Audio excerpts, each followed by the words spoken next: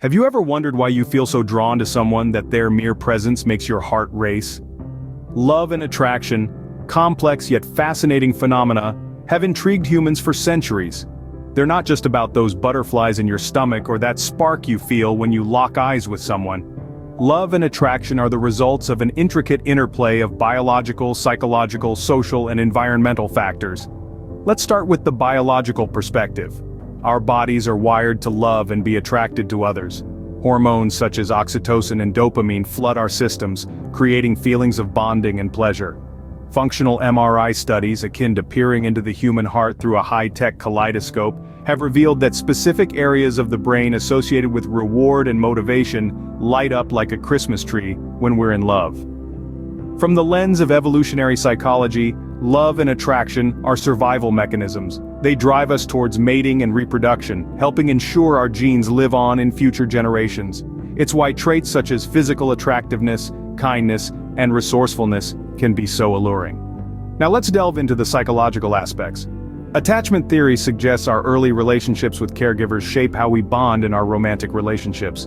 We also tend to gravitate towards those who share our values, interests, attitudes, and even our backgrounds. Familiarity, it appears, does not breed contempt, but rather attraction. But it's not all about biology and psychology. Our social and cultural environment plays a significant role too. Cultural norms and social expectations can greatly influence who we love and how we express that love. And according to the social exchange theory, we're all a bit like accountants, constantly weighing the costs and benefits of our relationships. As you can see, love and attraction are far from simple. They are as multifaceted as a finely cut diamond, reflecting a myriad of biological, psychological, and social influences. Each facet contributes to the overall brilliance of these powerful emotions. Now imagine if we could decode the science behind these powerful emotions. Wouldn't that be fascinating? The human body is a complex machine, and love, it seems, is part of its programming. When we talk about love, we often think of it as a purely emotional experience. But did you know that biochemistry plays a significant role in how we fall in love and stay in love? Let's dive into the role of hormones, the body's chemical messengers in this process. Oxytocin, often referred to as the love hormone, plays a crucial role in bonding. This hormone is released during touching and intimacy, strengthening the bond between individuals. It's also released in large amounts during childbirth and breastfeeding, helping to form the strong bond between mother and child. Then there's dopamine, the pleasure hormone. It's released when we do something we enjoy, like eating our favorite food or spending time with a loved one. The rush of dopamine we get when we're with someone we're attracted to can be addictive, making us want to spend more time with them. Serotonin, another neurotransmitter, is involved in how much we think about our partner. When we're in love, serotonin levels decrease, leading to obsessive thoughts about the object of our affection. It's similar to the low serotonin levels seen in people with obsessive-compulsive disorder. And let's not forget testosterone. This hormone is not just about sex drive. Higher levels of testosterone are associated with attraction and romantic love in both men and women. Now let's shift our focus from hormones to the brain. Functional MRI studies show that when we're in love, certain areas of the brain light up. These are areas associated with reward and motivation. Love, it seems, lights up our brains in much the same way as winning a prize or achieving a goal. So when you're experiencing that heady rush of falling in love, remember this. It's not just your heart doing the talking. It's a symphony of hormones and brain activity playing the music of attraction and attachment. So, in essence, love is not just a mystical concept but a series of chemical reactions in our bodies. But why do we fall in love in the first place? Let's journey back in time. From an evolutionary perspective, love and attraction aren't just about sweet nothings and candlelit dinners. They're deeply rooted survival mechanisms that have been with us since the dawn of humanity. Love, in its most basic form, serves the purpose of mating and reproduction. It's a powerful force that draws two people together, potentially leading to the creation of offspring. But it doesn't stop there. Love also plays a crucial role in the survival of these offspring. It encourages bonds and support systems, vital to raising children in a world fraught with dangers. Traits like physical attractiveness, kindness, and resourcefulness have been favored throughout human evolution not because they're nice to have, but because they increase the chances of survival, both for the individual and their offspring. So love is not just about hearts and flowers, it's about survival and continuation of the species. We often hear that opposites attract, but is it really true? Let's dive into the psychological aspects of love and attraction to find out. First up is attachment theory, developed by the British psychiatrist and psychoanalyst John Bowlby. Bowlby proposed that the bonds we form with our caregivers early in life can significantly shape our future relationships. He identified 3 attachment styles: secure, anxious, and avoidant. Those with a secure attachment style tend to have healthier relationships, while those with anxious or avoidant styles may struggle with intimacy. So, how does this translate to attraction? Well, we often gravitate towards people who validate our existing attachment styles. For instance, if someone grew up with unreliable caregivers, they might find themselves attracted to unpredictable partners, replicating the dynamics they experienced in childhood. Now, let's talk about similarity and familiarity. Despite the old adage that opposites attract, research suggests that we're more likely to be drawn to those who are similar to us.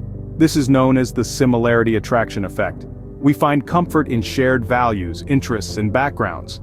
The concept of familiarity also plays a role here.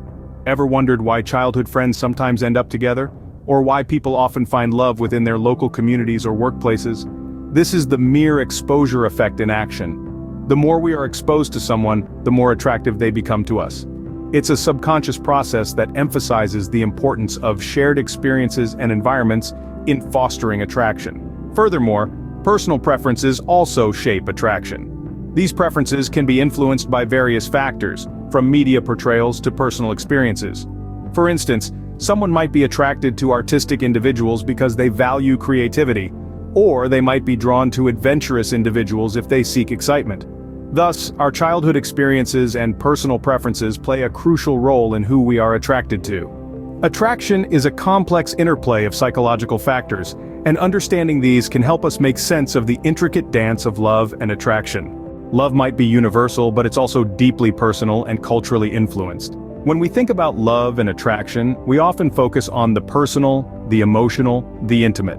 But it's essential to zoom out and consider the broader social and cultural influences that shape our perceptions and experiences of these complex phenomena.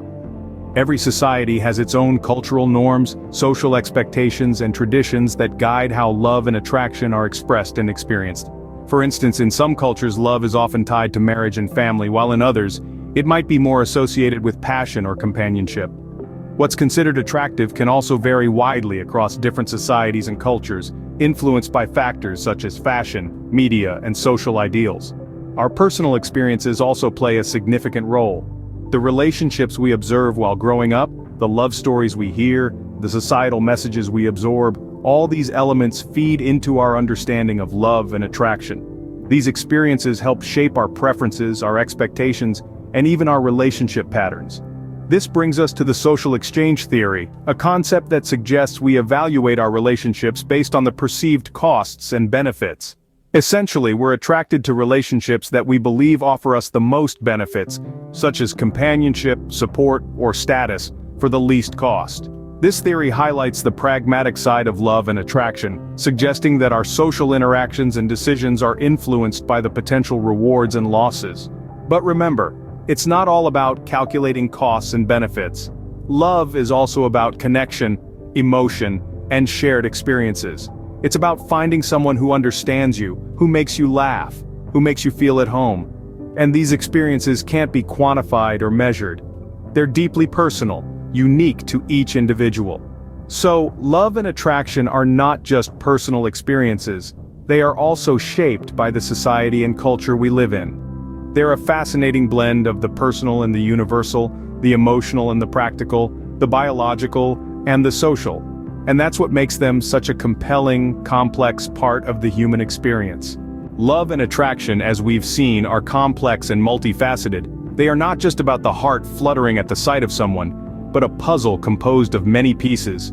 There are biological factors at play where hormones and brain activity dictate our feelings of bonding, pleasure, and arousal. There's an evolutionary component too, with traits like physical attractiveness, kindness, and resourcefulness honed over millennia of human existence for survival. Psychologically, our early relationships and shared values with others shape our perception of love and attraction. The social and cultural milieu we inhabit further colors our understanding of these phenomena. Theories like social exchange theory suggest that we also weigh relationships based on perceived costs and benefits. In essence, love and attraction are an interplay of biological, psychological, and sociocultural factors. So, the next time your heart races at the sight of someone, remember it's not just love, it's science.